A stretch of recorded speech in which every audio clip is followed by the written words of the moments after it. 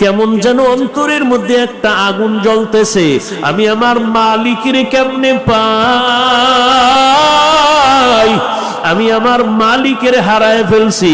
আরে আমি তো ডাইনে তাকাইলে আব্বা পাই, বামে তাকাইলে আমার আম্মারে দেখি, সামনে আমার সন্তানের দেখি, পিছনে আমার আব্বা আম্মা আছে, আমার স্ত্রী আছে, আমার দোকান আছে, আমার ব্যবসা আছে, আমার চাকরি আছে, আমার ভক্তবৃন্দ আছে। কিন্তু না, আমার এত সুন্দর চেহারা দিয়া কে বানাইছে? আমার কণ্ঠ এত সুন্দর কে কণ্ঠদান করেছেন? আরে আমার এত মায়া করে কে বানাইছে? আল্লাহ পাক রব্বুল আলামিন আমারে এত সুন্দর করে বানাইলেন, ওই মালিকের এখনো চিনলাম না। ওই মানুষগুলো আল্লাহর মহব্বত নিয়ে কান্না করে, দিলের মধ্যে একটা তামান্না নিয়ে আসে। ও আল্লাহর বান্দা, তাদের দিলের মধ্যে আগুন জ্বলতেছে।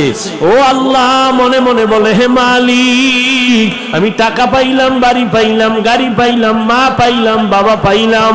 ও আল্লাহ, আমি এত কিছু পাইয়াও খুশি না।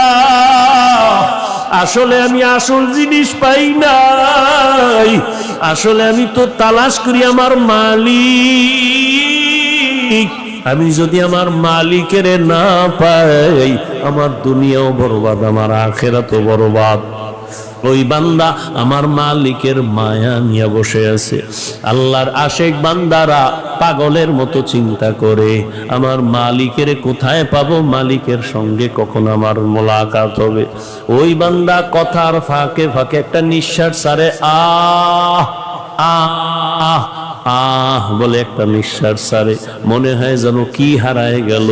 ওরে বান্দা, তুমি টাকার পিছনে দৌড়াও, বাড়ির পিছনে দৌড়াও, গাড়ির পিছনে দৌড়াও, নারীর পিছনে দৌড়াও, আর যারা আমার মাওলার খাতি আশিক, ওই বান্দার অন্তরে এই মুহূর্তে বাড়ির চিন্তা নাই, গাড়ির চিন্তা নাই, ছেলের চিন্তা নাই, কোনো চিন্তা নাই। অন্তরের মধ্যে শুধু এখন একটাই চিন্তা, আমি আমার মালিকের পাইলাম কিনা, আমি আমার আল্লাহর মোহাব্বত অন্তরে জমা করে নিতে পারলাম কিনা, আমি আমার মাওলাকে নিয়ে আমার আদালতে যাইতে পারবো কিনা, আমি আমার মালিকের কই পাই। আল্লাহর যারা খাঁটি আশেক, ওরা শুধু চিল্লায় আর কাঁদে, আর আমার মাওলারে তালাশ করে আর বলে, আমার দয়ার মাওলা রে,